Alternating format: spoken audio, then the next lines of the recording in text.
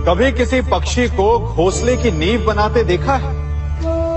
अथक परिश्रम करके तिनका तिनका बिटोर कर वो पक्षी अपना घोंसला बनाता है, अपनी संतान के लिए एक सुरक्षित घर बनाता है। और फिर कहीं से तीव्र आंधी आती है, भारी वर्षा होती है और उसका घोंसला तिनका तिनका करके बिखर जाता है। फिर वो पक्षी क्या करता है? वो रोता नहीं, ना ही विलाप करता है। वो बिना विलंब करे फिर से अपना घोंसला बनाना प्रारंभ कर देता है और सफलता पाता है। फिर हम क्यों छोटी छोटी असफलता से भयभीत होकर परिश्रम करना छोड़ देते हैं?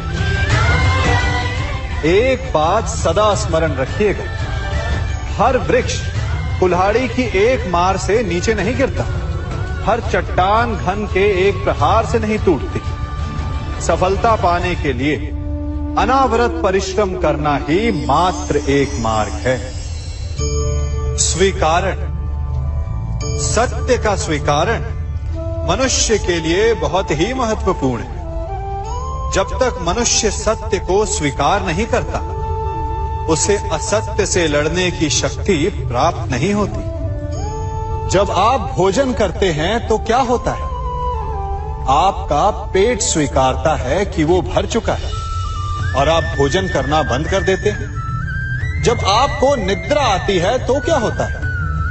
आपका मन स्वीकारता है कि आपका शरीर थक चुका है और उसे विश्राम की आवश्यकता है। उसी प्रकार जब आपको किसी व्यसन को रोकना हो तो आपको स्वीकारना पड़ता है कि बहुत हो चुका, चाहे वो लालच हो या मदिरापान। उस व्यसन का त्यागना तभी प्रारंभ होता है जब आप ये स्वीकार कर लेते हैं कि आप उस व्यसन के बंधक हैं। हम में से ऐसा कोई नहीं जिनकी परछाई उनसे दूर रहती। हमारी परछाई सदैव हमारे साथ रहती है। कदाचित हमारी परछाई हमारे कर्मों के फलों का संकेत है। कदाचित इसी कारण कई बार हमें अपनी परछाई से भय भी लगता है, परंतु इस भय से निवारण पाने का एक साधन अवश्य है।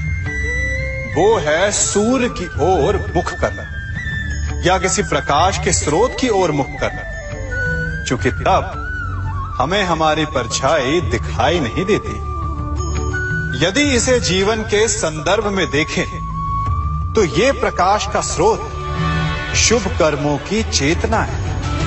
यदि आपके मन में शुभ कर्म करने की इच्छा है तो आपको कभी भी अपने कर्मों के फल का भय नहीं होगा।